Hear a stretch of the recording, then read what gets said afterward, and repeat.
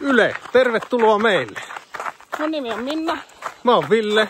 Me tullaan Reisjärveltä, eli Crazy-järveltä. Ja me järjestetään täällä 24 tunnin hullua juoksuviestiä. Eli Crazy 24H juoksutapahtumaa. Siellä juostaan 8 hengen joukkueissa täällä Reisjärven Petäjänmäellä 24 tuntia. Aina yksi juoksee kerrallaan ja on kuuluisa siitä, että on erittäin yhteisöllinen tapahtuma ja meidän koko 2600 asukkaan kylä elää siinä tapahtumahengessä mukana. Tää juoksuviesti on tosiaan siinä mielessä hullu, että mäkiä riittää niin kuin näkee. Onneksi kesällä ei enää ole noita lumia. Se on tässä spesiaalia, että jokainen kuntotasosta riippumatta kyllä ylittää itsensä tässä 24 tunnin vuorokauden aikana. Voit kävellä, voit juosta, mutta takuulla saat onnistumisen fiiliksen. Tämän tapahtuman suurin teema on yhteisöllisyys.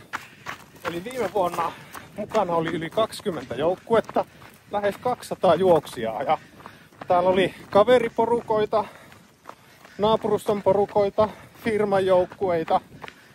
Ja ensi syksynä Reisjärven kunnanjohtaja Matiaskin on luvannut pistää joukkueen pystyyn ja haastaa myös naapurikunnat mukaan.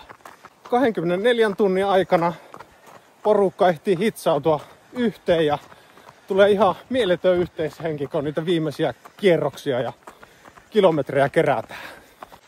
Tapahtumassa palkitaan 3 parasta joukkuetta, Crazy-joukkue ja lisäksi arvontapalkinto.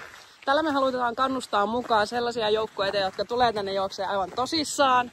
Niitä, jotka tulee viihyttää, luomaan sitä tapahtuman tunnelmaa, pitämään hauskaa. Ja sen lisäksi meillä on arvot korkealla luonnon suhteen, joten me arvotaan jokaisen joukkueen kesken viikonloppuyö luonnonhelmassa.